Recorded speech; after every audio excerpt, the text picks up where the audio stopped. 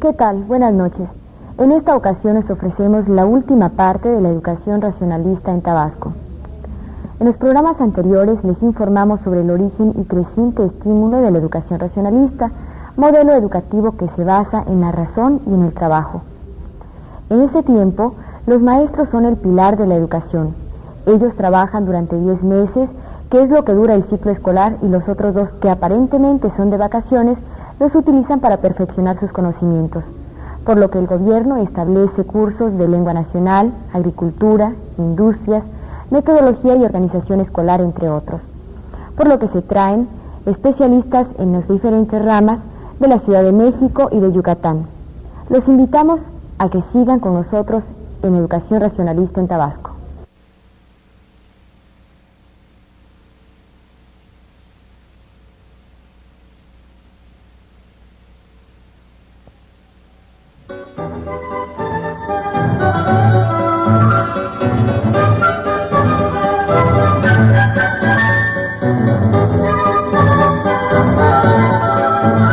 Los maestros tienen que estar siempre al frente de su escuela, que junto con las sociedades de padres de familia, organizaciones obrero-campesinas y las autoridades hacen que se cumplan las metas que tiene establecidas el gobierno.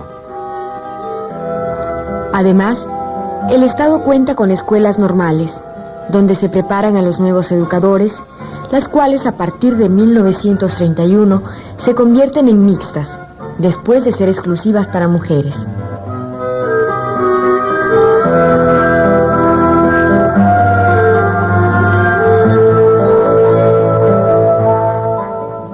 En esa época también se formó la Escuela Normal Dolores Correa Zapata, exclusivamente para señoritas, pero más tarde comprendió que era necesario implantar la coeducación, y así fue ya que la escuela tanto albergaba a alumnas como a alumnos. También en ese año 1933, me parece, se fundó la Escuela Normal Superior para maestros tabasqueños. La primera directora fue la señora Celerino Oropesa de González.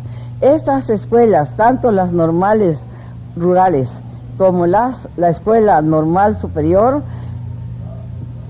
rindieron gran provecho, ya que salieron semilleros de maestros que fueron a impartir sus conocimientos a los distintos lugares de Tabasco, especialmente formando nuevas generaciones de maestros que más tarde rindieron gran provecho para la educación en Tabasco.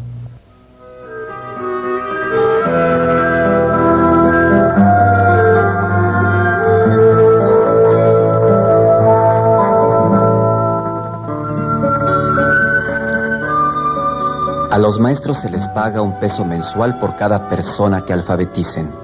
Ellos, como se mencionó, no se mueven de sus lugares de trabajo, puesto que quincenalmente el personal municipal lleva su salario hasta donde se encuentren.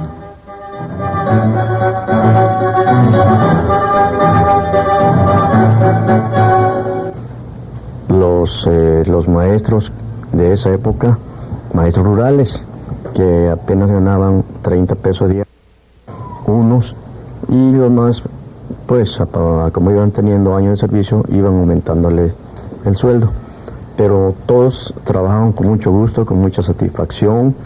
El maestro en el campo pues vivía completamente tranquilo, satisfecho de la misión que estaba cumpliendo como maestro de enseñar y escribir, no solamente a los niños, sino también a los adultos.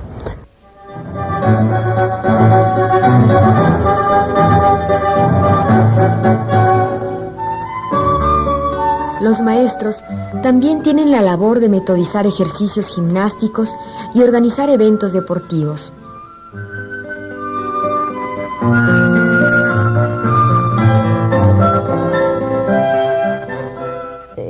Por entonces se hicieron los primeros equipos de ¿cómo se llama? De béisbol. Jugamos béisbol y básquetbol, más que nada. Había 2 equipos en la normal de básquetbol Recuerdo uno se llamaba Euterpe y el otro se llamaba Minerva.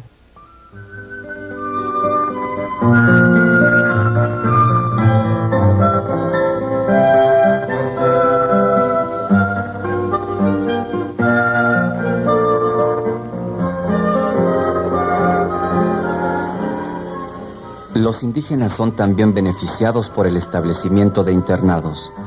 De ellos se seleccionan a los más aptos. Se les lleva a la capital del estado, donde son internados en las escuelas normales rurales o en la... Después de graduarse, los jóvenes regresan a sus lugares de origen para enseñar en sus comunidades los conocimientos adquiridos.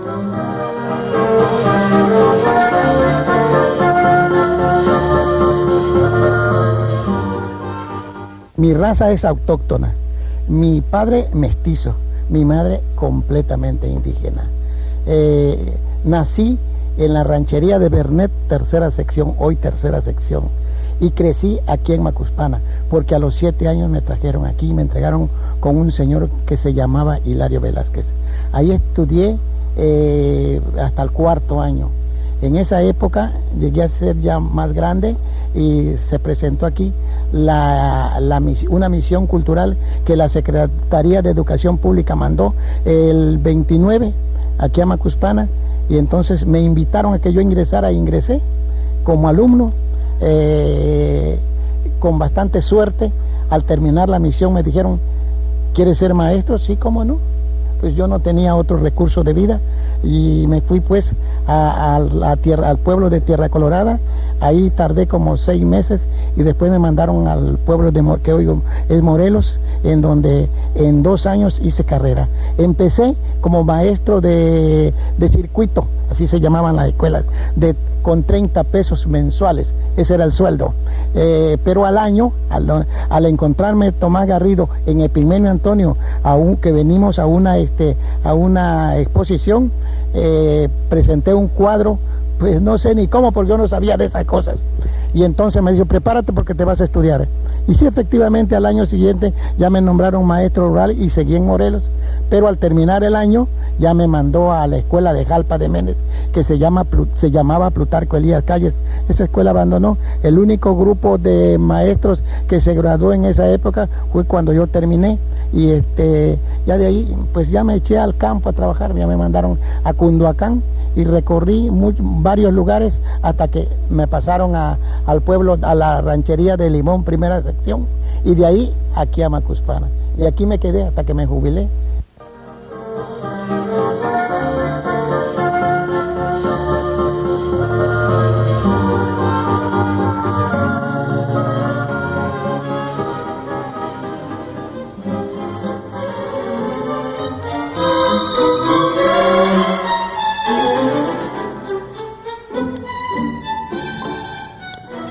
Dentro de las campañas de higiene que lanza el gobierno, como otro fin a lograr, está en el estímulo al aseo personal, ingestión de agua hervida y el uso de calzado. Esta parte se soluciona con el fuerte impulso a la industria peletera. Otra característica de la educación es el adiestramiento de la gente en primeros auxilios, sobre todo en contención de hemorragias y aplicación de antídotos contra mordeduras de víboras tan comunes en el estado.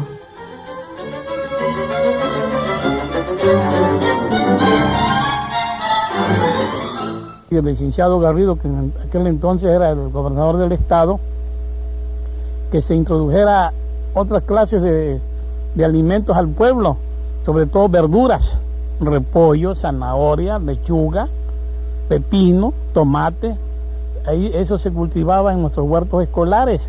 Además, se instaló como para demostrar al campesino que dejara de vivir en la promiscuidad en que vivía, porque entonces vivían nuestros campesinos en jacalones.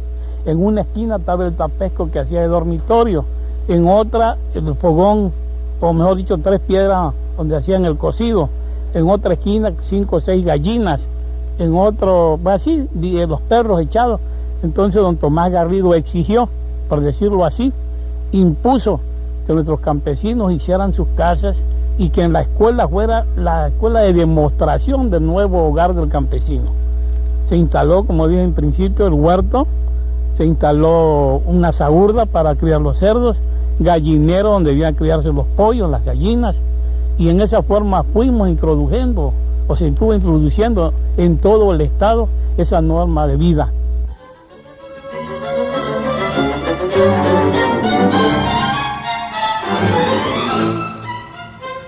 Tomás Garrido engrandece la labor de la mujer tabasqueña, otorgándole derechos como el de votar y ser votada.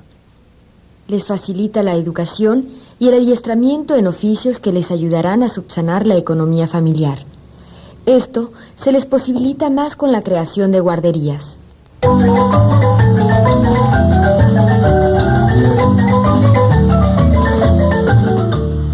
Otra de las cosas que atendió mucho el licenciado Garrido, además de la cultura del pueblo, la economía, y con relación, me decía una amiga, ¿y qué nos puedes decir con relación a la lucha feminista que se inició en Tabasco estando de gobernador el licenciado Tomás Garrido Canaval?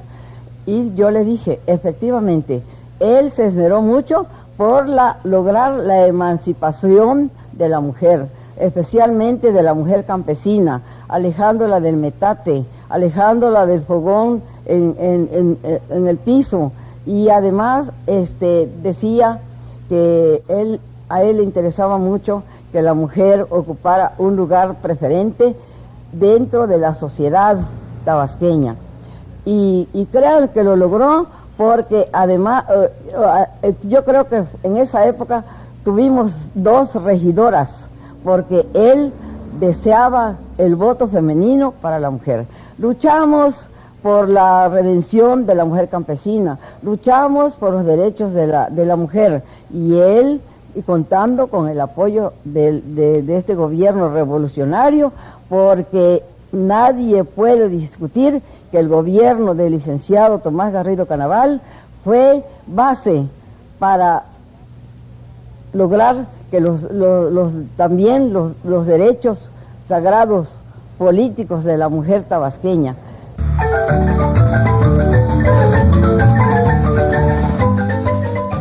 El gobierno garridista se preocupa también porque el pueblo esté bien alimentado. Por ello le da gran relevancia a la agricultura, mostrando que la producción no debe basarse en el monocultivo. Se dan en esas fechas altos rendimientos de productos, por lo que se puede decir que por única vez Tabasco era autosuficiente en alimentos. Y como muestra de las diversas actividades productivas que se realizan en todo el estado, Garrido organiza las ferias regionales, donde se presenta la producción agrícola, ganadera e industrial.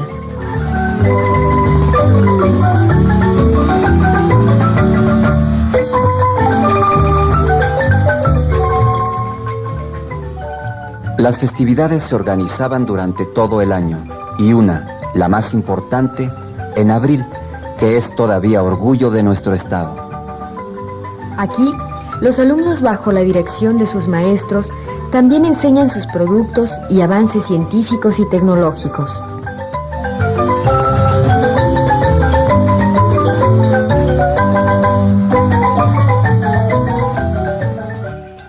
Evoco con recuerdo aquel pasado que permitió que en Tabasco no hubiese desempleo, no hubiese hambre, ni se pidiera limosna al centro para que nos ayudase. Tabasco fue autosuficiente. Tabasco tuvo el orgullo de no pedir, sino de dar. Nunca en la etapa aquella se pidieron limosna ni frías a nadie. Llevamos nuestros esfuerzos y nuestras miserias con gran dignidad, y aún nos sentimos orgullosos de ese pasado, que ojalá los muchachos de ahora comprendan cuánto vale ese ayer y traten de imitarlo, porque por encima de todo debe haber dignidad, no servilismo. Como el licenciado Garrido borró la aristocracia tabasqueña. Todavía la comunidad tabasqueña le debe al licenciado Garrido haber terminado con un tajo con la aristocracia tabasqueña, la rancia aristocracia tabasqueña. Por ejemplo, ya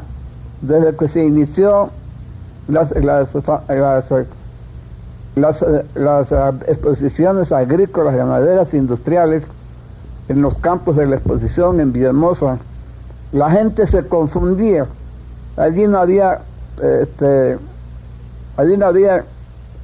preferencias entre la gente. Todos los pobres, los que tenían escasos recursos económicos, los que obtenían posición social de más alta altura, ahí nos confundíamos todos. Ahí no había, ni habían banquetes con boleto personal, ni habían fiestas especiales. Allí todos éramos iguales. Eso sucedió en todo el estado de Tabasco. Creo que esa es una de las cosas que el pueblo tabasqueño le debe al licenciado Garrido.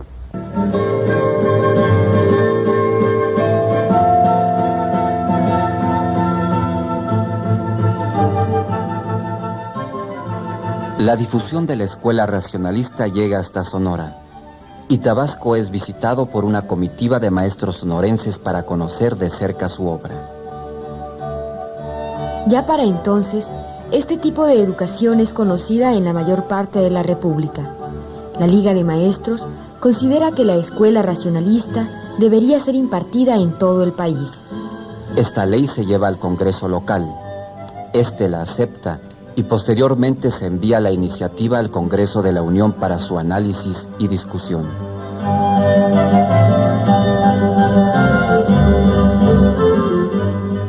Los métodos que implantaron los maestros a través de la escuela racionalista, de la escuela socialista y de la escuela de la acción, puede decirse que formaron bases para la reforma educativa que se ha establecido en toda nuestra nación. Vuelvo a decir que, como es natural, esta enseñanza tuvo su pro y tuvo su contra, y que la escuela racionalista fue muy discutida en la Ciudad de México.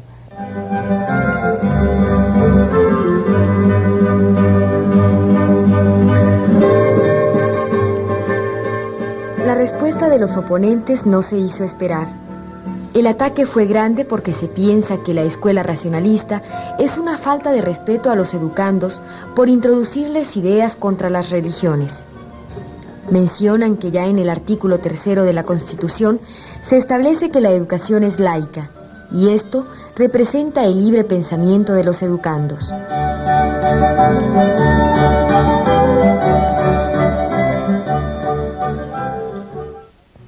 Los problemas educacionales en México han sido muy profundos, siguen siendo muy profundos, todavía estamos en pleito, todavía estamos en debate, porque hay que romper con una tradición que, insisto, viene desde la conquista, se solidifica durante toda la colonia y no explota sino hasta en intento, cuando menos hasta la reforma. La independencia misma no altera el sentimiento ni la fuerza económica, política, cultural, educacional que tiene la Iglesia. La Iglesia se convierte en una fuerza política dentro de México. Entonces, claro, en la reforma no se llega a fondo al problema educacional. Cuando viene la Revolución Mexicana ya de 1910, tomando en cuenta los antecedentes de lo que son los auténticos precursores, o sea, el movimiento de Flores Magón, en donde sí es considerado naturalmente Ferrer Guardia como una base para una educación futura, en donde sí hay un concepto libertario y hay un concepto económico, pero que infortunadamente es derrotado por una serie de circunstancias político-económicas e incluso internacionales. Entonces la educación no se altera en México, y pese a la Revolución Mexicana sigue gobernando prácticamente la Iglesia a través de la escuela.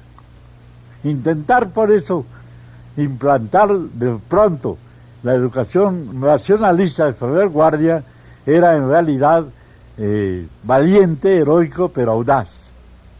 Encontró una resistencia incluso en la propia Cámara incluso las propias gentes de la burocracia, que siguen siendo naturalmente gentes influenciadas por sus ideas religiosas.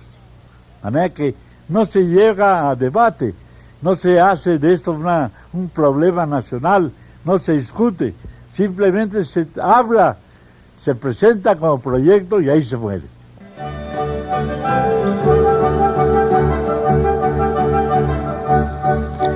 Posteriormente a la salida de Garrido, por su solidaridad con Plutarco Elías Calles, este modelo pedagógico no tuvo apoyo y el cambio suscitado se perdió en Tabasco.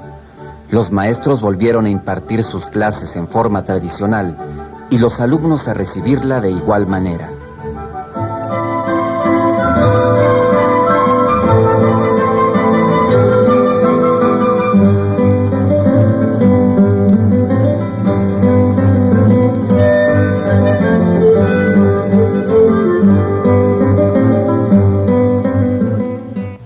Con el advenimiento del general Cárdenas se rompe el maximato. Y entonces yo sé, lo sé porque estaba muy cerca del señor general Cárdenas, sé que lo invitó al licenciado Garrido para que continuara trabajando dentro de su gabinete. El licenciado Garrido no aceptó por lealtad, por honradez, por convicción y porque deseaba ser fiel a sus propios principios. Pero hay un hecho. Cuando el señor licenciado Garrido vuelve de Costa Rica ya muy enfermo, todas las tardes yo tuve el privilegio de acompañar al señor general Cárdenas, que iba a conversar con el licenciado Garrido casi todas las tardes. Y lo que es más, cuando el señor licenciado Garrido tuvo que ir a los Estados Unidos ya en estado de gravedad, el señor general Cárdenas me recomendó, me ordenó que lo llevara yo hasta el avión, de tal manera que soy una de las últimas personas que lo condujo hasta el avión para despedirlo. Luego, yo intervine indirectamente para que trajera sus cenizas y las fue a traer a Agapito Domínguez. Y allí en el campo aéreo se improvisó un mitin, rompiendo la voluntad del señor licenciado Garrido, que murió tal como había vivido, en línea vertical, anticlerical, antirreligioso.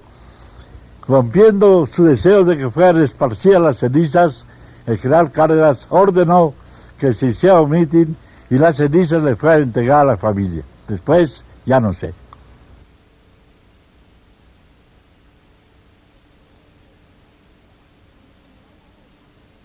Cuando el general Lázaro Cárdenas sube a la presidencia en 1936, llama a Garrido Canaval a formar parte de su gabinete.